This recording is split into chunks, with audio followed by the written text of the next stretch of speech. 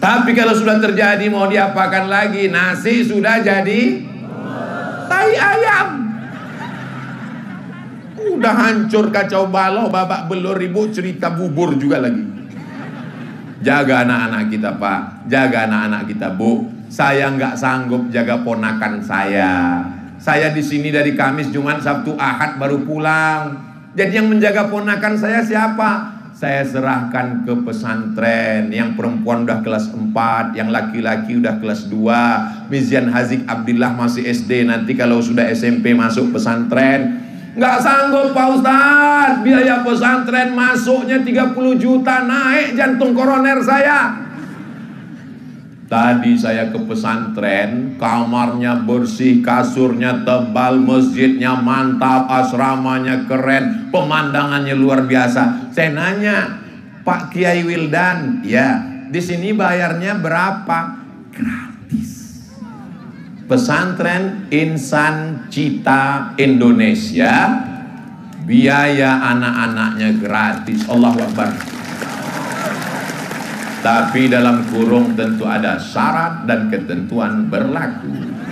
Fit dan proper test. Mudah-mudahan semakin banyak orang Sulawesi Tengah yang membuat pesantren seperti Insan Cita Indonesia, insyaallah. Amin. Dalam satu rumah tangga ada dua akidah yang berbeda, laki-laki Muslim, perempuan tidak Islam. Si suami hendak melaksanakan ibadah sholat 5 waktu di rumah karena masjid tersebut tidak ada. Apakah sholat sang suami itu sah Pak Ustadz? Selama lantainya suci, sajadahnya suci, pakaiannya suci, badannya suci, dia sholat maka sholatnya sah. Dalilnya mana? Dalilnya Umar bin Khattab ketika datang ke Palestina mengambil kunci Baitul Maqdis, ditawarkan untuk sholat di dalam. Umar bin Khattab minta di luar, bukan karena tidak sah, tapi dia tidak mau di dalam tempat itu nanti didirikan masjid. Akhirnya Umar bin Khattab sholat di depan, tempat sujud Umar bin Khattab dijadikan sebagai Masjid Umar bin Khattab, dan di depannya adalah tempat ibadah saudara kita. Masalah ibadah kita tidak urus. Wala ana abidum ma'abattum wala antum abiduna ma'abud lakum dinukum. Jelas? Suci tempat, suci badan, suci pakaian. Kalau di dindingnya itu ada simbol-simbol agama lain, tutup supaya mata kita tidak terganggu. Bahkan di masjid kita sendiri pun, makanya nggak boleh ke masjid pakai baju yang ada tulisan-tulisan. Paling bagus bajunya polos seperti santri kita, bersih, nggak ada apa-apa. Saya kalau sampai ke masjid ada tulisan di belakang, orang di belakang Allahu Akbar, ada tulisan coblos nomor.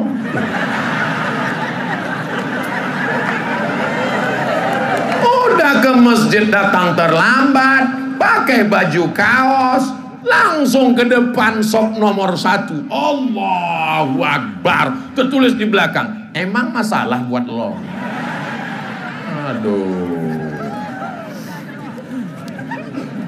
Dalam agama Islam, orang yang sudah keluar dari Islam tidak berhak atas warisan. Akan tapi salah satu dari anggota keluarga sudah mendapat bagian, dan setelah mendapatkannya dia keluar dari Islam. Apakah anggota keluarganya berhak untuk menarik, meminta kembali? Kalau dia sudah mendapat hibah, lalu kemudian dia mengurus surat tanahnya ke BPN, Badan Pertanahan Nasional, tidak bisa ditarik kembali. Karena hibah dengan wasiat bedanya. Kalau hibah langsung serahkan ambil, kalau wasiat nunggu meninggal. Makanya jangan senang dulu kalau dapat wasiat, karena orangnya belum tentu meninggal. Alhamdulillah Ustaz, saya dapat wasiat, orangnya udah meninggal, belum, lama nunggunya. Tapi kalau dia wasiat, kuwasiatkan anakku dapat, maka setelah murtad tidak dapat. Yang menetap, yang menyebabkan tidak dapat harta warisan, pertama putus karena perceraian, yang kedua putus karena keluar Islam, yang ketiga karena membunuh seorang anak nunggu warisan bapaknya. Oh, lama kali kau mati, maka dia tak dapat warisan. Jelas? Ustaz Abdul Somad itu jelas. Kalau ada orang yang ngomong Abdul Somad itu nggak jelas, paket dia habis, ceramahnya putus-putus. 4. Kita tahu narkoba itu kan barang haram. Narkoba itu haram apa enggak? Akan tetapi penyebaran narkoba di tengah masyarakat sangat maju. Hal ini dibuktikan dengan persentase penggunaan dan pengedaran sangat signifikan. Apa upaya yang kami lakukan untuk menghentikannya, sementara di sisi lain banyak penegak hukum melakukan tindak pidana tersebut? Bapak, ibu ngontrol anak-anaknya. Kullukum ra'in, setiap kamu Pak adalah pemimpin. Wa kullukum mas'ulun an ra'iyatih, kalian akan diminta tanggung jawab di hadapan Allah Subhanahu wa taala. Sebelum ke Mesir saya kuliah di ibu kota provinsi dengan adik saya. Emak saya tiap bulan datang ngirim uang belanja. Kami nyewa rumah, kami ambil rumah kontrakan. Lalu kemudian pulang dari sekolah, kami lihat di lantai botol berserakan. Mak, kenapa mak pecahkan botol?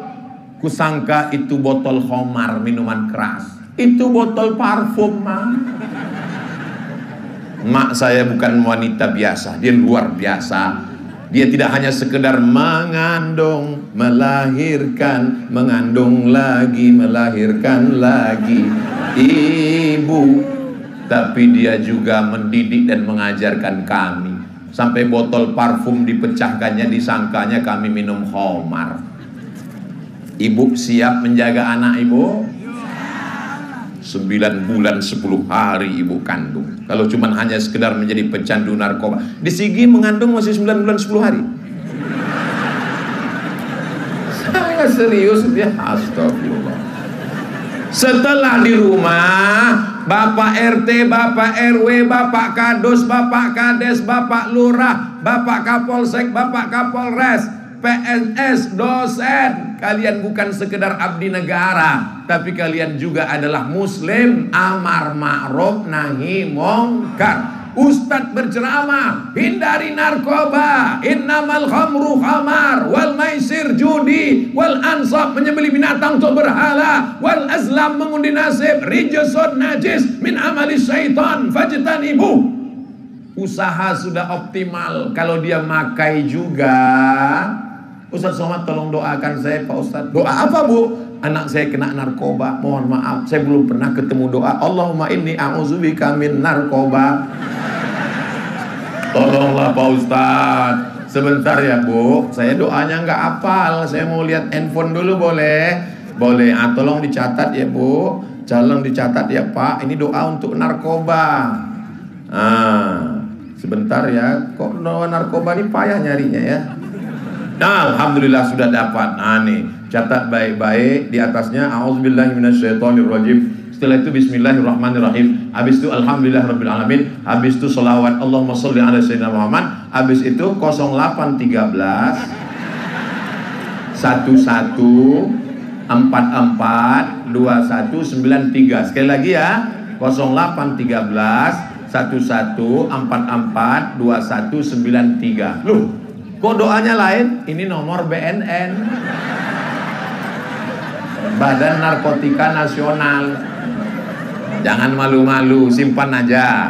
Nah, nanti insya Allah pegang telepon. Insya Allah beberapa orang yang malu-malu, rahasia, takut. Ketika kau malu, kau sedang menyimpan bom waktu yang siap meledak. Betul? Rupanya dia tidak malu, dia telepon. Akhirnya BNN datang nangkap. Pas ketemu, gimana anaknya bu? Alhamdulillah Pak Ustadz, sudah ditangkap. Sekarang di mana? Di Bandung, dalam rangka penyembuhan di Badan Narkotika Nasional. Ketemu berikutnya anaknya di mana? Sudah pulang, sudah menikah, sudah sembuh, sudah sehat Pak Ustadz. Alhamdulillah. Jangan malu. Pertanyaan terakhir nomor 5. Bagaimana pandangan Islam terkait dengan kemajuan teknologi saat ini dengan penggunaan handphone yang kebanyakan penggunaannya mengupload kegiatan-kegiatan yang sifatnya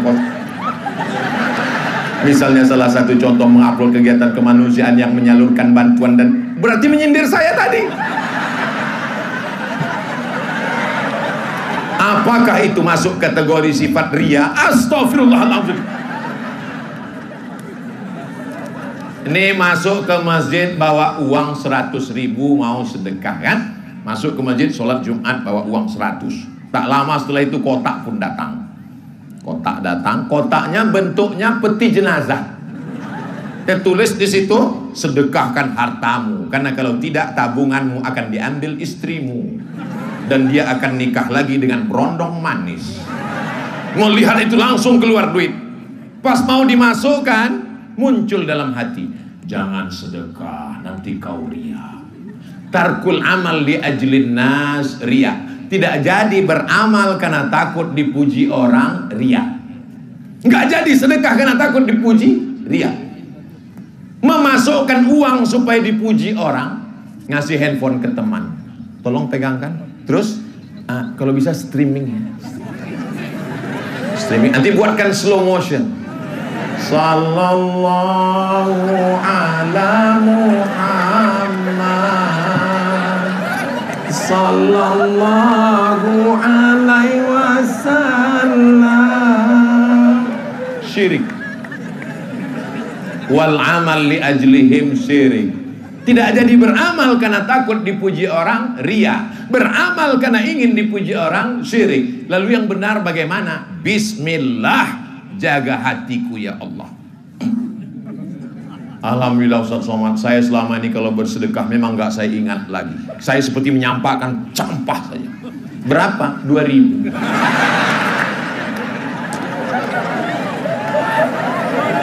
Mudah-mudahan Allah menjaga hati kita semua. Saya Pak Ustadz kemarin ke masjid dipuji orang, anak-anak gang itu mulai manggil, hai calon menantu mama. Jangan pedulikan, anjing menggonggong kafilah. Apa? Kau bilang aku anjing? Bismillahirrahmanirrahim. Allah la haula wala quwata illa billahil aliyil azim. Bagaimana